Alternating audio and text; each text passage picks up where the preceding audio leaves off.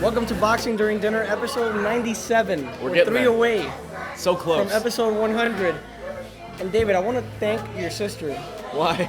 because the fact that she's here tonight. Yeah, she is here. We moved the show from Wednesday. Oh, there she is. There she is. We moved the show from Wednesday to Thursday, True.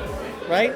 I know where you're going with And this. thankfully, we were here on Thursday because Canelo against Mayweather was finally announced last night. This is Thursday when we're saying this, even though it'll be posted on Friday. But Canelo Mayweather finally made. Our predictions were way wrong. Kieran Mulvaney, great writer, horrible at predicting upcoming fights. We've looked like total idiots lately with our predictions of the Lamont Peterson Lucas Matisse fight. My prediction on Rigondeaux. Oh, hold on. Oh, and here's the food. It's game time. Let's There's just set it all there's here. Andy bringing the food. So we got the famous RANDAZZO'S chicken parm. Yes, this is one portion. Yes, it's enough to kill two people. Go ahead, set this one up. We got the rigatoni vodka. We got Rigatoni vodka. There you go, buddy. And we There's got a another one staple coming, here. right? It's delicious. Now everyone knows I'm still on my health kick. Yeah, this is Andy's specialty. This is my specialty. We got the grilled See, chicken with broccoli. you could just set it here, and it's funny because David gets on this health kick, and he'll eat the grilled chicken with the broccoli, but then he'll also eat the chicken parmesan. Yeah, well, the which way makes I look no at it, sense. no, here's the thing. If I eat the healthy food first, the bad food that comes after doesn't even exist. That's the way I look at it. And then you do work out. And then I do work out. I don't work out, so. RANDAZZO'S Little Italy in Coral Gables, corner of Lejeune and Miracle Mile. You guys got to come here. And Alex always puts a sign Right here at the bottom. somewhere here, call, whatever. But Canelo Mayweather, David, as we were saying, we've had an awful year predicting upcoming fights and all that. But this is the reason we were saying that it wasn't going to happen. We got to be cynics. Yeah. In boxing, the last few years, the last 5 to 10 years, we've seen big fights not happen. As Right. Pacquiao Mayweather didn't happen, which I swore would happen. Yeah, in 2009, I thought for sure it was. It I never thought did. it would happen, never did.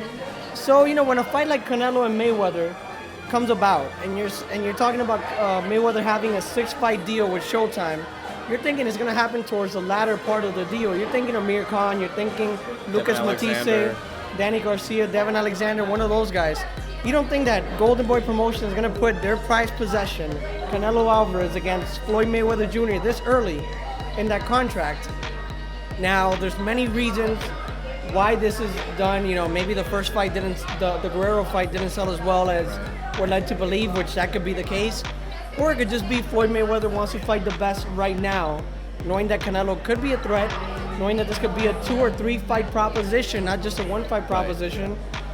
But David, how freaking excited are you? Because last night, you and Alex both texted me at the same time At the exact same as time, I was yeah. watching TV, and at that point, I was just lost for the night and the possibility of a Canelo Mayweather in September.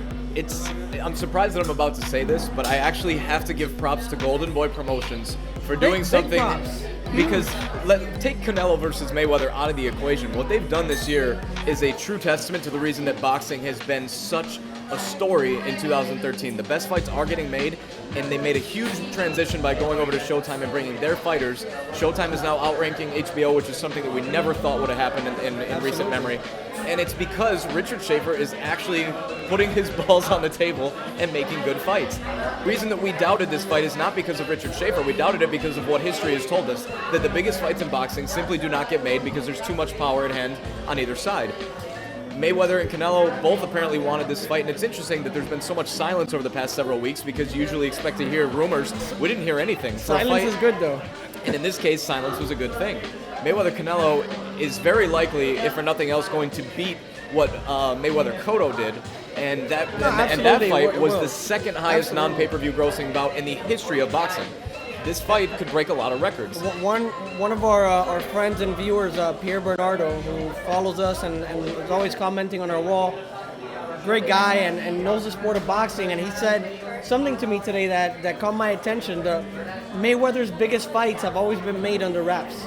Yeah. Not a lot of fanfare, it just gets done, just like this fight got done. And now that this fight did get done, the whole stigma of Floyd Mayweather Jr. being I guess the haters calling him a coward Right. for not fighting Manny Pacquiao, and now he fights Canelo, which in the boxing world, he may not have his own sneakers or his own shirt that say Canelo knows, Manny knows, but he's still a good fighter and a bigger guy physically than Floyd Mayweather Jr. He could be a threat still a 22-year-old, growing into his body, growing in skill.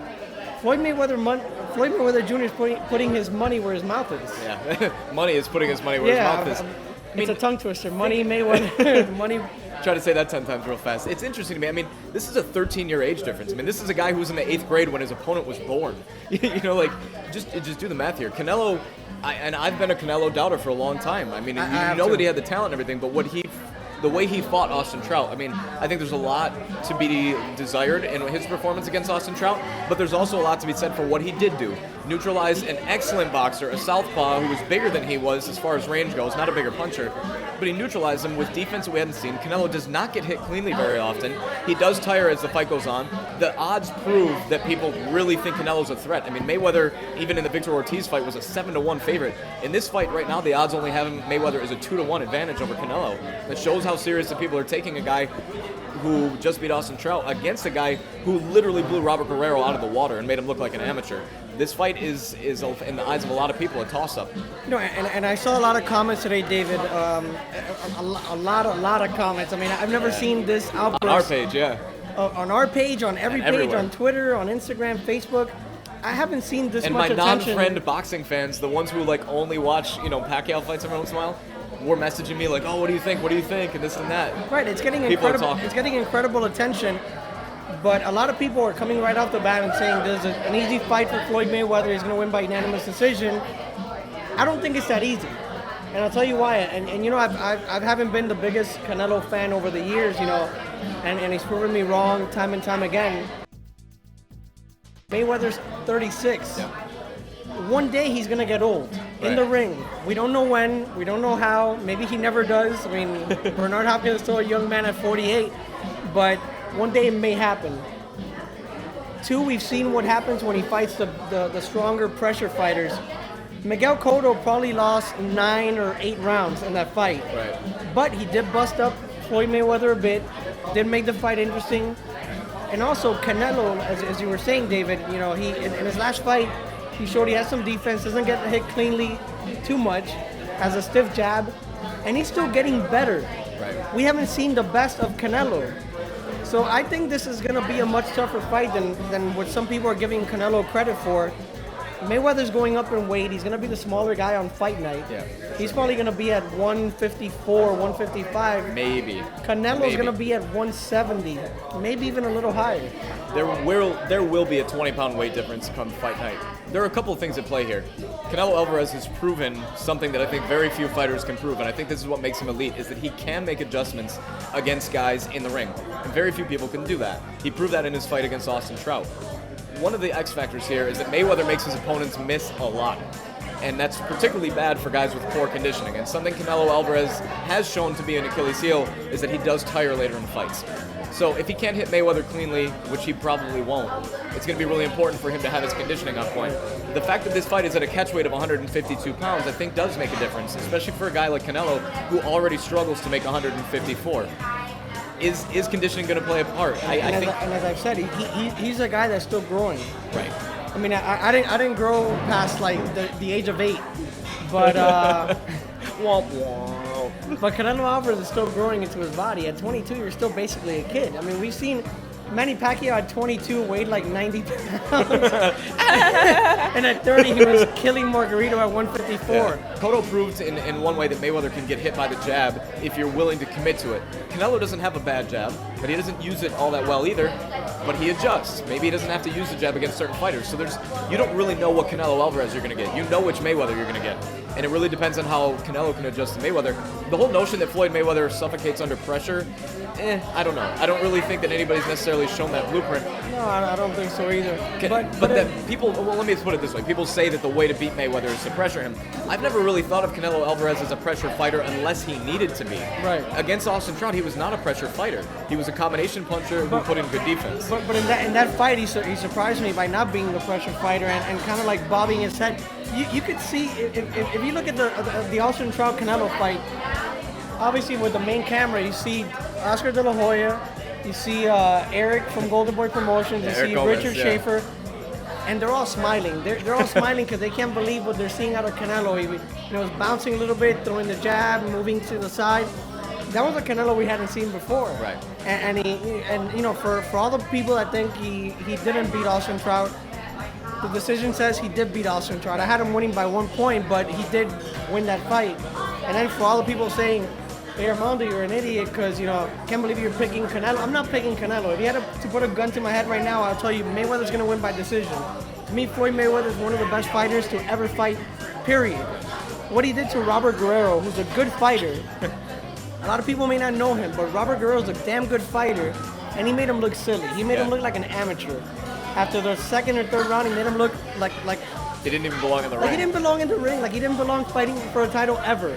That's how good Floyd Mayweather is at 36. And we can also talk, too, about how good Floyd Mayweather is. Look at the Miguel Cotto fight. People say that was evidence that Mayweather was somehow slipping. He won by 117 to 110 on almost all three cards. I had him winning 118 to 110. And that's a fight that people say showed that he was slipping. People don't take rounds from Floyd Mayweather. I mean, you know, and you could go back to the Jose Luis Castillo fight early in his career. Some people thought Castillo won. I sure didn't think Castillo won either of the two fights. But if you need evidence of someone's inability to fight and you have to look back a decade. Right, exactly. You got to look back to when he was Canelo's age. Right. But with that being said, I do think Canelo presents the biggest challenge to Floyd Mayweather to date. Even so, and you know, I'm going to get a lot of criticism for this, I think he presents a bigger challenge than Manny Pacquiao would have presented. Manny Pacquiao is a smaller fighter coming up. I think, and I've always said this, I think Floyd Mayweather would have exposed him, would have probably won by technical knockout or an easy decision. Not to take anything away from Manny Pacquiao, but Manny Pacquiao I don't think is the same caliber fighter as Floyd Mayweather. A great fighter in his own right, just not there. He's fighting for possibly the first time in a long time, or possibly the first time ever, a guy that's legitimately bigger than him. Canelo's a big kid. I mean, he's gotten in the ring with guys who are legitimately bigger than him too. Maybe not to the size. But even if you mentioned De La Hoya moved up in weight as he went along. True. But Canelo's always been pretty much there. I agree. Leonard Ellerby is on record as saying, you know, Canelo could come in at 200 pounds and they're not worried about him losing the fight. You need to hit your target cleanly in order for your power to make a difference. And really the only time we've seen Mayweather get hit cleanly in recent years is against Shane Mosley. I don't think Miguel Cotto really hit him cleanly. He didn't hit him cleanly, no. It's, you know, there's a lot of things at play, but this, I mean, let's focus on the bigger picture for a second. This is a super fight. We clamored for Mayweather-Pacquiao for years. People have clamored for Mayweather-Alvarez in some circles for even, you know, just as long. I had people call me today that probably will not get credentialed for the fight because they never asked for credentials. Not this guy. This guy will get credentialed, but I had people from, you know, local stations, small newspapers asking like, who do I contact for credentials? I'm like, it's gonna be tough. A lot of people are gonna want to come to this fight. Yeah, of course. But you know, when this fight was talked about, I knew for a fact, and the reason I mentioned Canelo Cotto was because they needed a Mexican on this card. You can get away with Mexican Independence Weekend with a Mayweather against Devin Alexander. There's no way. Bob Arum would have never moved Marquez Bradley if Mayweather would have fought Devin Alexander. There's no way in hell. Top Rank would have outsold them. This is a great move by the people at Golden Boy, Schaefer, and Oscar De La Hoya. By Canelo, props to Canelo at 22, taking the... I mean, it's a risk, but yet it's not a risk. He has everything to win and nothing to lose. Exactly. And then Steven Espinoza at Showtime. Kim Francesca, who's you know, she covers boxing. She's always on the boards and stuff. She said Steven Espinoza is Santa Claus today because he brought Christmas early to the boxing fans. And this is the fight that needed to be made, David, for that day. And props to everybody that made the fight. We can't wait. And next week we got episode 98 with a preview of some good fights on June 8th. And we didn't go over by much. No, not by much. Alex has been trying to wrap us up because he knows that you talk a lot, not me though. See you guys next week. See you guys next week. Or right now, because we're about to record another episode.